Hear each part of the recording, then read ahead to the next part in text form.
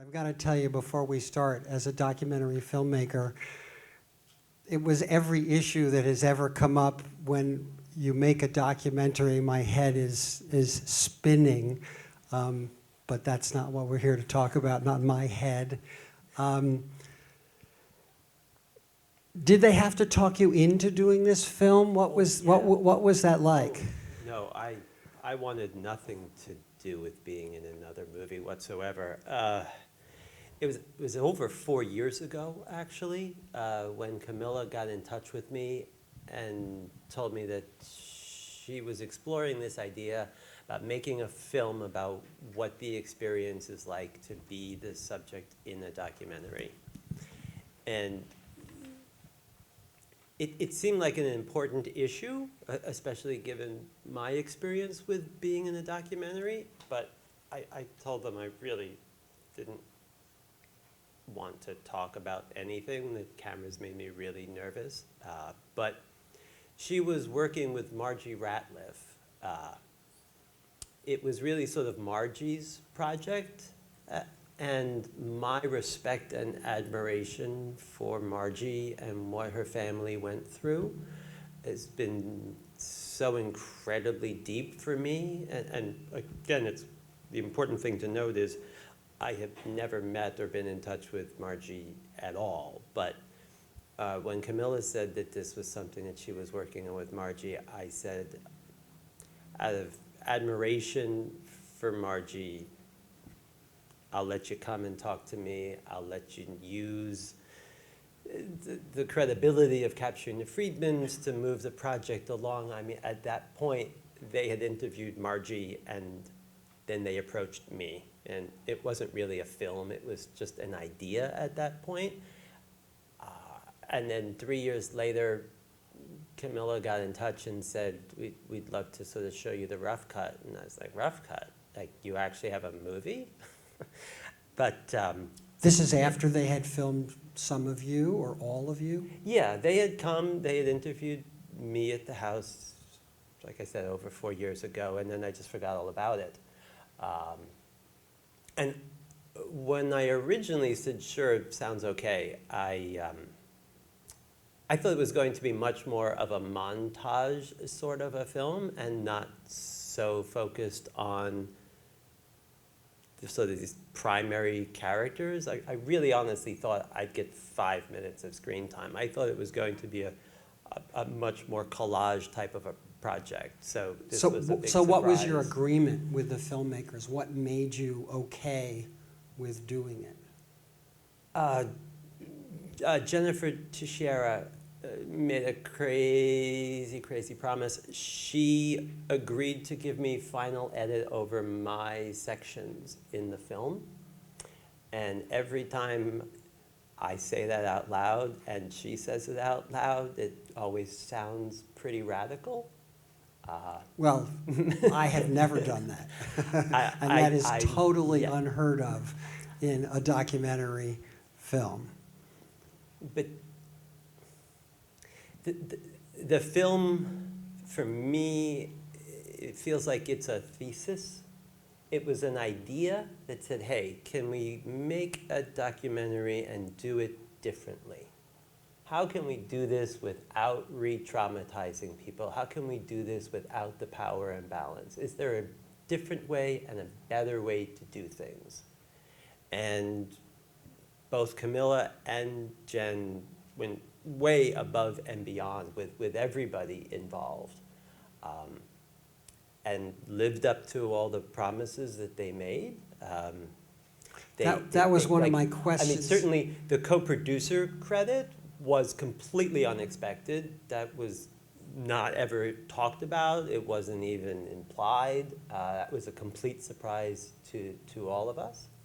Yeah, I would think you wouldn't want to be put back in the capturing the Friedmans milieu, and you wouldn't want to suffer that trauma again. And you're saying you didn't.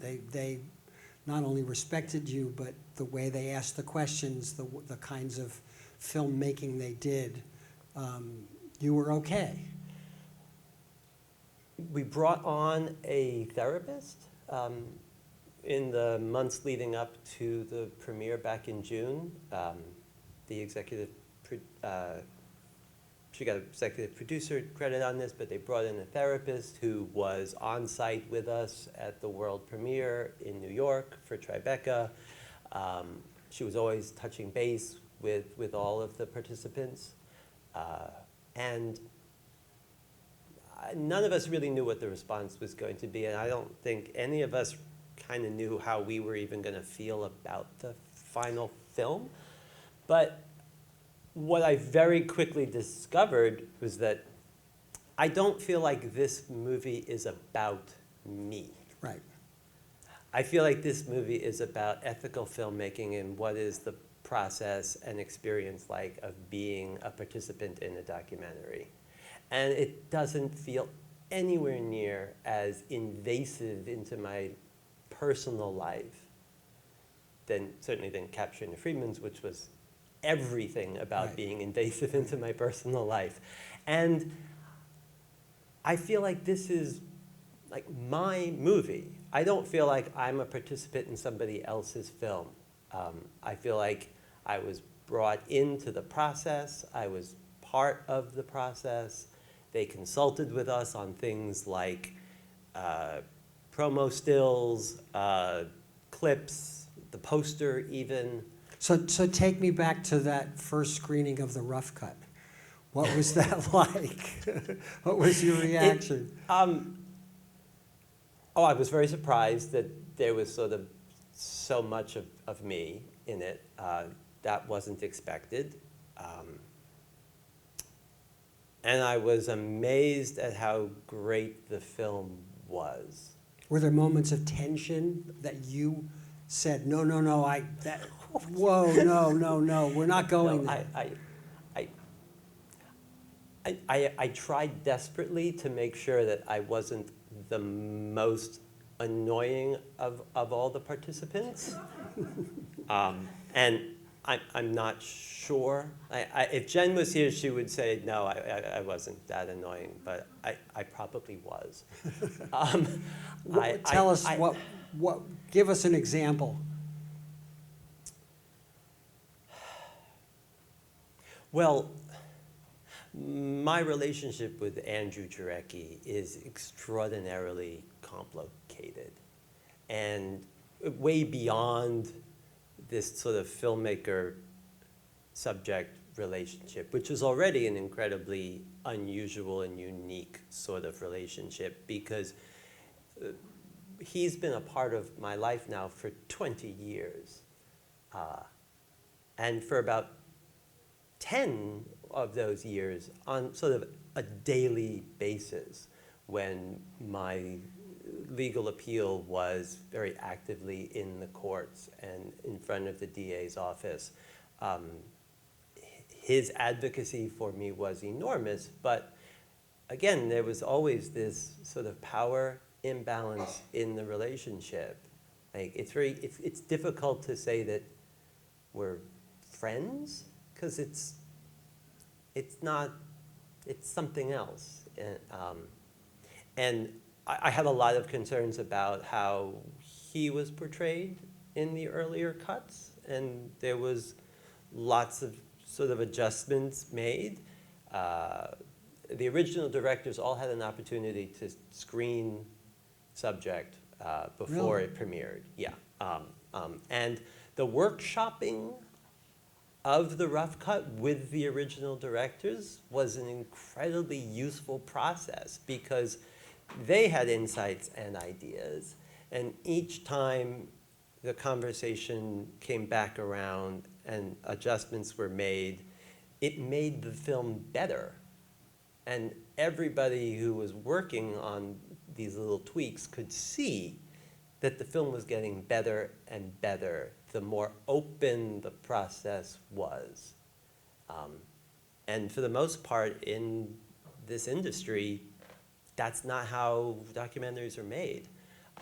There's a closed door with TV cameras and the editing is done in secret. But having a lot of people involved actually made the film so much better.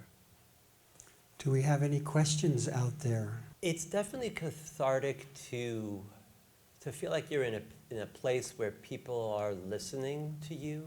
Like if you have something that's really important that you want to say, it really it can be edifying and empowering to be able to have people listen to you. But there's this risk because the film goes out into the world, and like the YouTube comment streams, there's a lot of disparate voices that are going to come at people, and it's extraordinarily dangerous. And what I am trying to do right now is I'm building a nonprofit, which we want to create as a resource group for documentary participants to help guide them through a process that they don't know anything about, because the participants are not filmmakers and they don't know about filmmaking, film festivals, press, even something as simple as the movie poster. We're going to have referrals for mental health counseling. We'll have some pro bono lawyers who can look over releases and contracts. And just being a resource hub to just be just a guiding hand assistance so that the process for the participant can be less traumatizing, less invasive, share the experience that so many other participants have already had, and that they can pass along that advice and experience. Going through this process of making this film and seeing the film, do you look at capturing the Friedmans differently? Yeah. I mean, this process has been so incredibly empowering for me. It really has, as your question raised, it's sort of given me back my voice. Capturing the Friedmans was so terrifying, and it left me hiding from the public. And this experience has been the opposite. I feel empowered, and it feels safe to be Jesse Friedman again in public. And for many years, it didn't. That's great. Yeah. Thank you so much for coming, and thank you all.